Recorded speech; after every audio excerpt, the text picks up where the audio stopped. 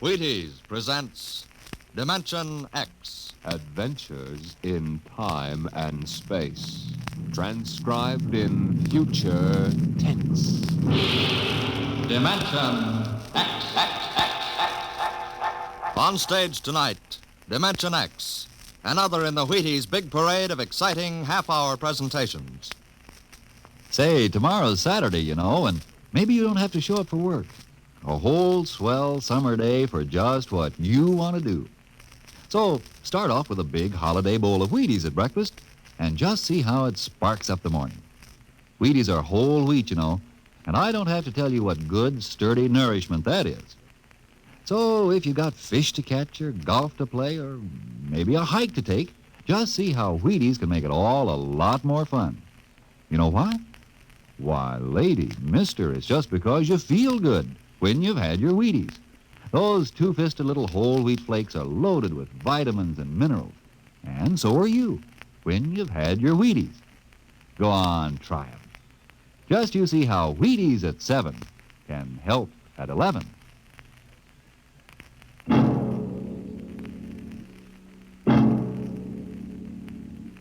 When the first space rocket lands on Mars, what will we find? Will we be welcomed with open arms, or will the Martians treat us as invaders? Only one thing is certain. Someday a giant metal ship will take off from Earth to travel through the black velocities, the silent gulfs of space, to descend at last into the darkness of the upper Martian atmospheres. And on that day, man will finally know the answers. The day we first land on Mars.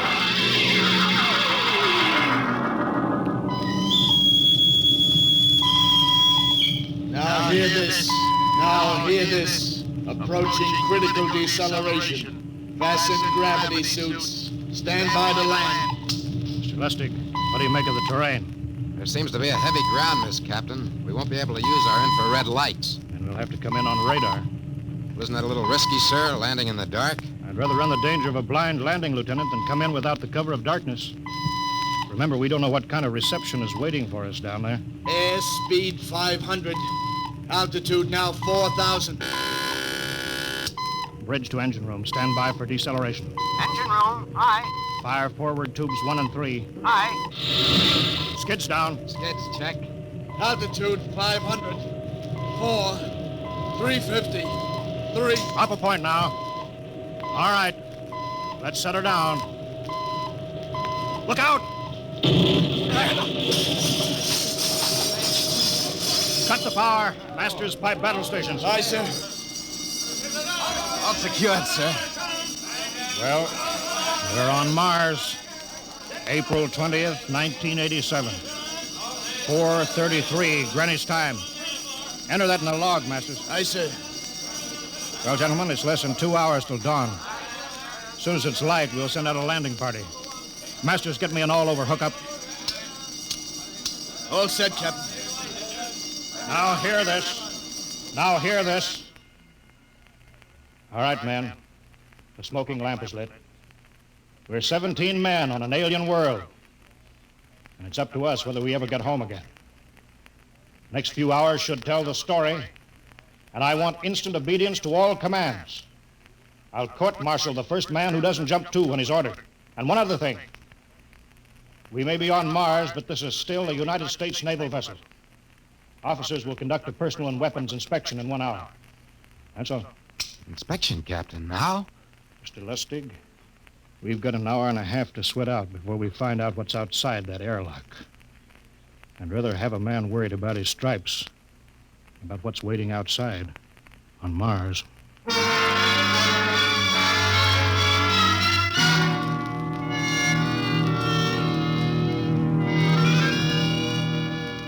Now hear this. Landing party report to forward airlock. Captain Black, Lieutenant Hingston, Lieutenant Lustig, and Dr. Horst report immediately to forward airlock. It is now landing time -5.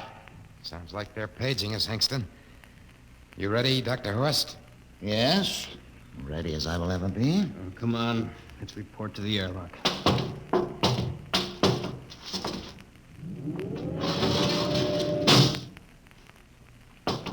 4 minutes to go. Where's the captain? Who knows? What difference does it make? Just want to get it over with, that's all. Has anybody got a cigarette? I think you're smoking too much, Lieutenant Lustig. Are you nervous? Lay off, will you, Horst? Wondering what's hidden outside underneath that ground mist? Very unusual planet, Mars. Why? It has an atmosphere. Wonderful thing, an atmosphere. Where you find one, you find life. You mean Martians? What do you think they'll look like? Who knows?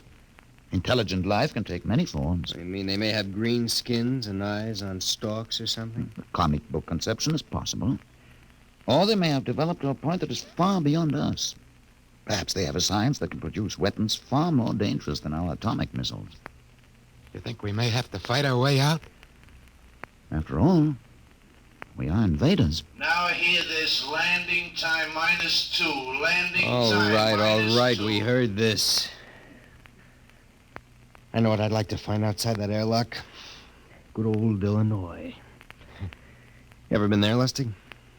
Only Chicago. Well, you ought to see my hometown. Green lawns, big white houses. Sounds like my hometown. My grandmother used to have one of those iron deers on the lawn. Every Halloween, we'd paint it another color. One time, we painted it black and white like a Holstein cow. Where does your family live, Horst? I have no family. When I was a child, they were gassed to death in the Dachau concentration camp. That's tough. Oh, it has its advantages. I have no ties on Earth. Nothing to lose now.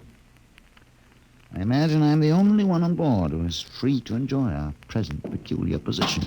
All right, Lustig. You can button it up now. Aye, sir. Now, gentlemen, in 1 minute, we'll be the first men to set foot on Mars. Quite an honor, eh? As long as the medals are not awarded posthumously. Still uneasy, Dr. Horst? Captain Black, I've been uneasy ever since I can remember. On Earth and on Mars. Now, 30 seconds. Give me the intercom phone, Lustig. Masters? Aye, sir. Battle stations to be manned till we return. If we're not back in 2 hours, I want no rescue party sent out. Blast off and save the ship, you understand? Aye, sir. All right, gentlemen. 5 seconds. 4, 3, 2, 1. Lustig, open the outer airlock.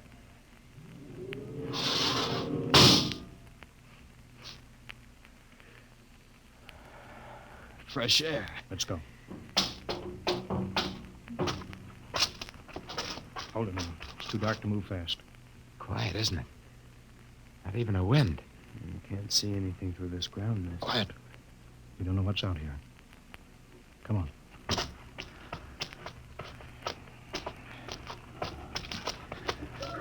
What the? Quiet! Captain, I could swear that sounded like a rooster. I don't hear it anymore. A very unlikely sound. A rooster crowing on Mars? Kingston, Aye, sir. set that machine gun 25 yards to the flank. We'll stay here till the ground mist lifts. Aye, sir. What do you make of the ground, Horst? Grass. Plain grass. You can see some large foliage there where the mists thin down. What the heck is that? Kingston! Hold your fire, you fool!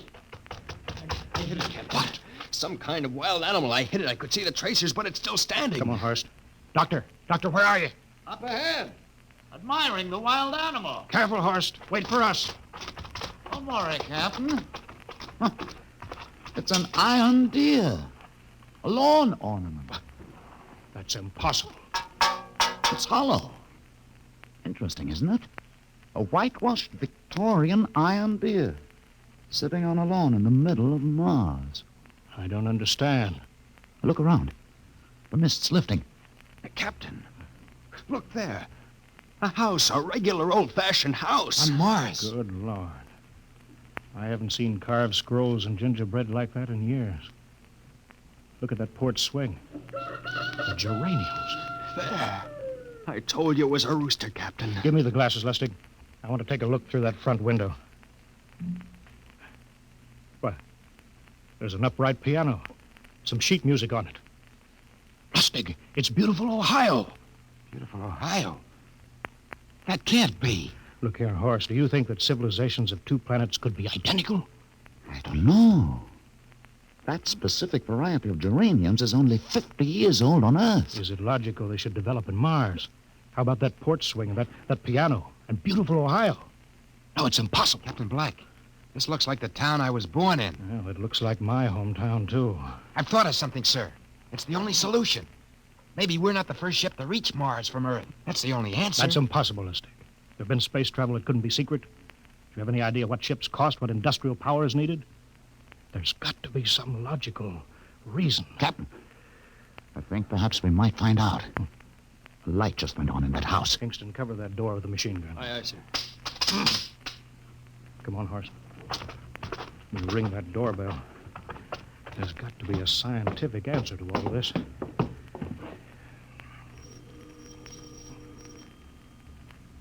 There's something moving in there. Stand back, Horace. Give me a clear shot. Maybe a Martian. Can I help you? We were looking... Well, if you're selling anything, it's much too early. No, wait a minute. What town is this? What do you mean? Are you census takers? No, we're strangers here. We want to know how this town got here. Is this a game? No, it's not a game. We're from Earth. From where? From Earth. Do you mean out of the ground? Hey, are you sure you're feeling well? Madam, we came in a flying ship across space. We're from the third planet. This is Mars. Now do you understand? Mars.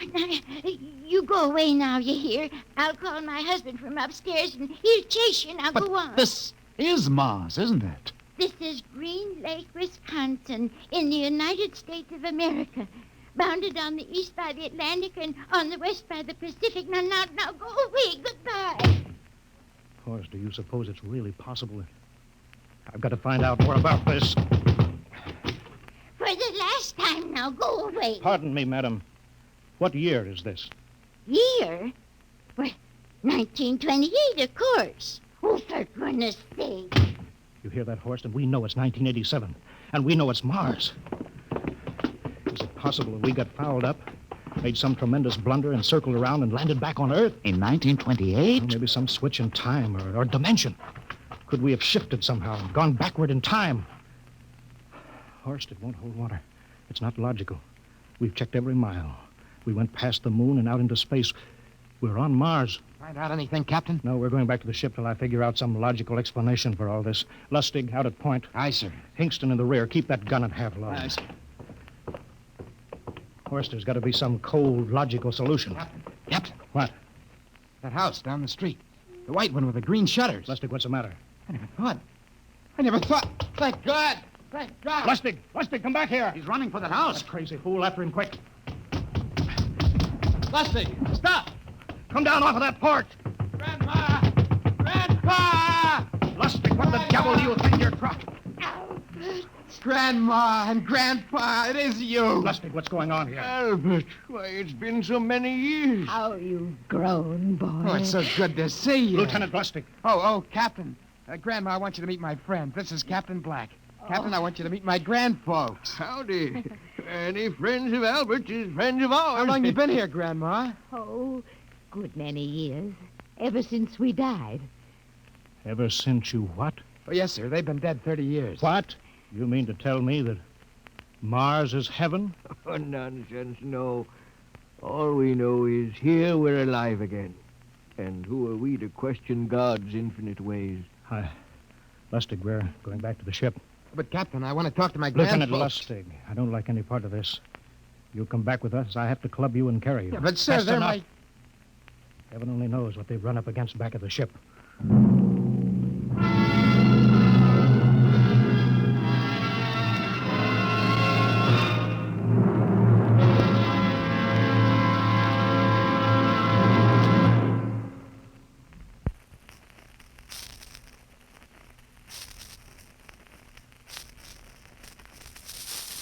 Dimension X will continue in just a moment. Well, now let's come back to Earth for a moment. And what's more appropriate than Wheaties and baseball? You'll see what I mean as I introduce Ed Prentice, who has a special treat for you. Carry on, Mr. Prentice. Folks, I'd like to have you meet a good friend of mine and a prominent member of a fine little organization known as the Chicago White Sox, Mr. Lucius Benjamin Appling. Ooh, Ed, don't say it like that. Whoever heard of a ball player named Lucius? What if I went around calling you Paul Edward Prentice? Let's just make it Ed and Luke, huh? All right, Luke. Say, just how long have you been with the White Sox? Over 20 years, Ed. Golly, I played in darn near 2,500 games. Been at bat almost 9,000 times. Man, I'm from way back. Well, Luke, you don't look it. How do you keep up the pace, anyway? Well, Ed, I sleep good. I eat good. I eat mighty good. Wheaties about 4 mornings a week. Those little old flakes put a lot of snap, even in an old-timer like me. Must be because they're 100% whole wheat. I sure like Wheaties and milk and fruit. You know, Luke, that's exactly what I hear from a lot of ball players and plenty of other people, too. No wonder they call Wheaties the breakfast of champions. Well, thanks, Luke Appling and Ed Prentice. You know, folks, you may not be a champion ball player, but Wheaties can help you feel like one. So try 'em. Wheaties, that is. See how Wheaties at 7 can help at 11.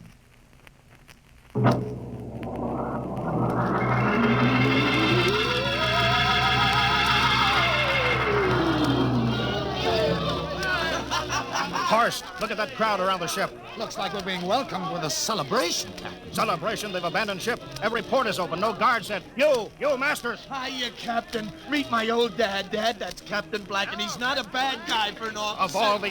Hingston! What, sir? Bring that man back. Use force if you have to.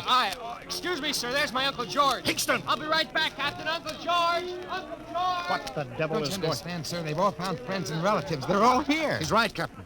I've counted. The whole crew's out on the crowd. But I gave orders. Definite orders. You don't understand, Captain. I understand mutiny. I don't care how many relatives show up. I'll have discipline on... Johnny! Johnny, you old son of a gun! Edward! It's you. It can't be. Of course it is. Johnny, you old son of a gun. Edward. Dr. Horst, this is my brother, Edward. How do you do? Hello. It's wonderful to see you, Edward. Look, I've got to get back to my ship. Hey, I almost forgot. Mom's waiting at home. Mom? And Dad, too. Mom, Dad are alive? Excuse me, Horst. Then you're real, Ed. Don't I feel real? How's that, huh? Ed, Hey, we've got lunch for you, Johnny. Mom's making corn fritters. Dr. Horst, haven't you found anybody? No, Captain. I have nobody. Then you come on home with me, right, Ed? Sure, you bet. Horst, you wouldn't believe it, but it's been 35 years since I had Mom's corn fritters. By George. 35 years.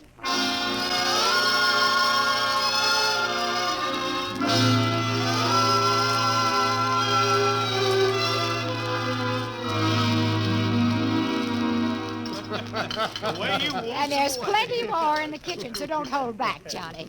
You too, Dr. Horst. Well, Johnny, you're still in the Navy, huh? That's right, Dad. I'm in command of the ship. We're an old Navy family, Dr. Horst. All 3 of our boys in the service. Ed was the best pilot in the Pacific. What did happen, Ed? Oh, what's the difference? I'm here now. Oh, you know, it's almost perfect. All we're missing is your brother Will. Then the whole family could be together. Well, it won't be long, Mom. Will's in charge of the XR-54. That's the next rocket coming out to Mars. Well, little Will.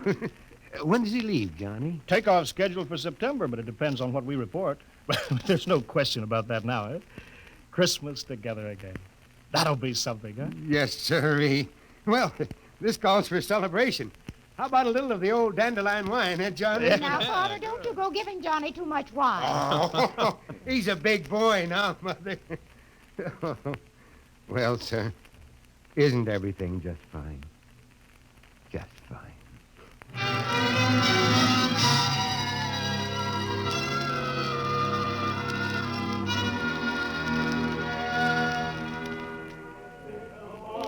The candlelights are gleaming on the banks of the Wabash, far away. Hey, we have play another song. Sure, Well, Dr. Horst, what do you think of my little family, Very nice. You know, I can't understand why you didn't find any folks here, Dr. Horst. It's just a shame. Everybody else is so happy. I never remembered my family, Mrs. Black. All I know is they were gassed at Dachau during the Second World War. When I was liberated, I was in delirium 3 months. I cannot remember anything before then. A psychiatric phenomenon. That's terrible. Isn't there anything anybody can do? I don't want to remember. Oh. I haven't had a pleasant life. I prefer to be free of emotional entanglements. They interfere with a scientific approach. I'm sorry, Dr. Horst. Oh, I'll get it. Hey, that's our ring, long and 3 shorts. I remember that. Well, maybe we'd better call it a night. You must be getting tired, Johnny. I'd better be going back to the ship. Oh, nonsense. You stay the night. We insist. Oh, I just couldn't rest thinking of you all alone on that ship. Oh, I'll be all right. Well, good night. Oh, wait a minute, Dr. Horst. That phone message was for you. Me? Yeah, that's right. A message from Anna. Anna? I don't remember any Anna. She asked if you were better. Perhaps she's someone you knew at Dachau. Anna? She said she's coming over here first thing in the morning. So you'll have to stay over. Yes, well, that but... settles it then. You stay here, Horst. You can bunk with me in my old room. Oh, but Johnny, we thought you'd like to be with Edward. So you could talk the way you used to. Well, we can't put Dr. Horst on the daybed. I think we better share the room tonight. There'll be plenty of time for talking, Ed. I guess so. Well, I suppose I better drop back to the ship. You know, Ed, security check. Well, why do you have to do that here? Well, I don't know. There's no good reason, I guess. Well, suppose we skip it tonight. Oh, sure. Good night, everybody. Oh, it's good to have you home, Johnny. It's good to be home, Mom.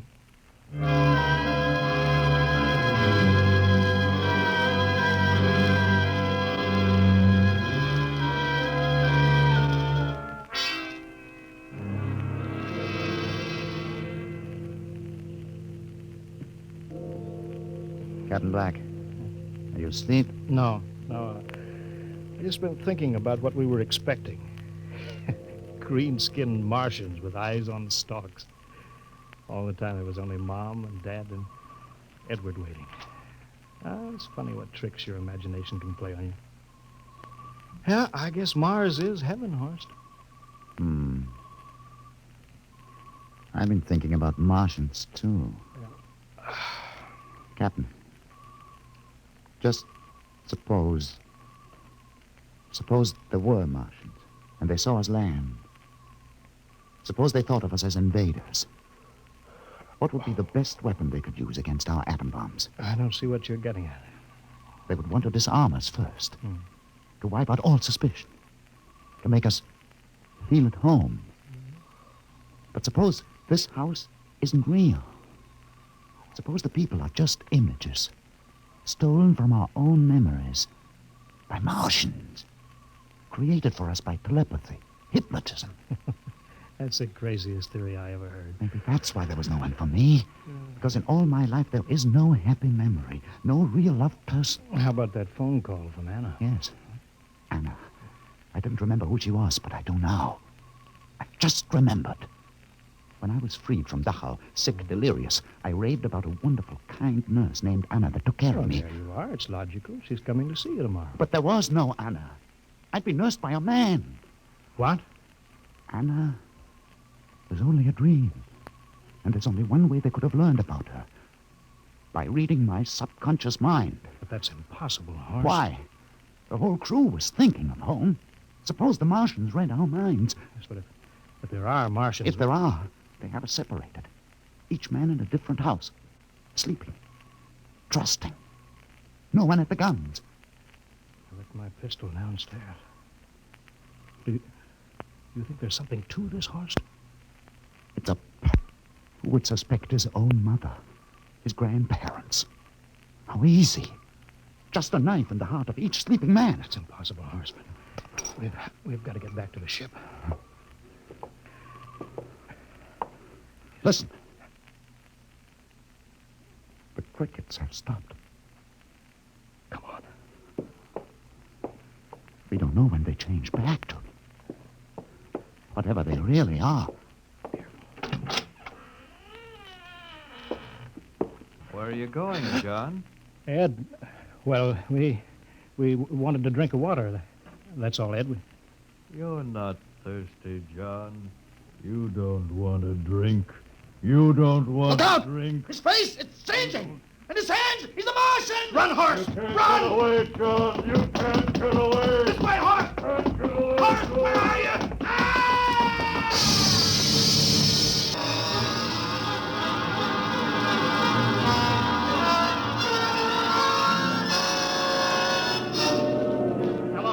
Hello, can you hear me, Earth?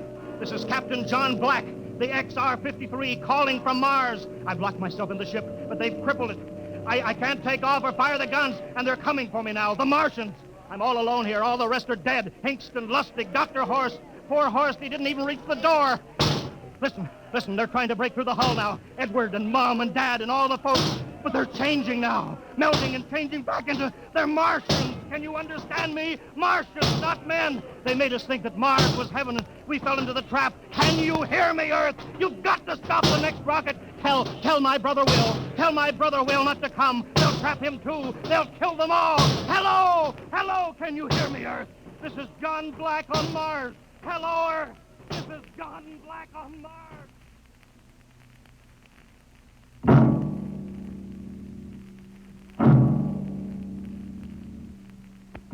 Tonight, Dimension X has presented and transcribed the Ray Bradbury story, Mars is Heaven, adapted for radio by Ernest Kenoy. Featured players were Wendell Holmes as Captain Black and Peter Capell as Dr. Horst. Your narrator, Norman Rose. Music by Albert Berman, engineer Bill Chambers. Dimension X is produced by Van Woodward and directed by Edward King. Robert Warren speaking. In a moment, we'll tell you about next week's show. And now, here is your Wheaties man, Frank Martin. Folks, tonight we have a special guest for you. Here he is, Joel McRae. Hello, Frank Martin. I kind of expected to see a package of Wheaties sticking out of your pocket. What? Did I forget him? You must like Wheaties, Frank. Sure, don't you? You bet. I'm joining the big parade of Wheaties programs, you know, with Tales of the Texas Rangers come Saturday night. That promises to be real entertainment, Joel. I understand these are true stories of the Texas Rangers. Absolutely. Each story is straight from the Texas Ranger files. Well, we're mighty proud to have you join us, Joel, with this new program. We'll all be listening on the same NBC station Saturday night for Joel McRae in Tales of the Texas Rangers. Okay, Mr. McRae? Okay, partner. Good night. Good night, Joel. And friends, be sure to listen Saturday, that's tomorrow night, to Joel McRae and his new program, Tales of the Texas Rangers. And get your Wheaties, everybody. And this is the Wheaties man, Frank Martin, inviting you again to listen tomorrow night to Joel McRae in Tales of the Texas Rangers on the Wheaties Big Parade. See you then. Next week, the story of the strangest case ever recorded in the files of the Bureau of Missing Persons. The case of the Man in the Moon. You'll hear the whole story next week when we venture once more into the unknown world of Dimension X.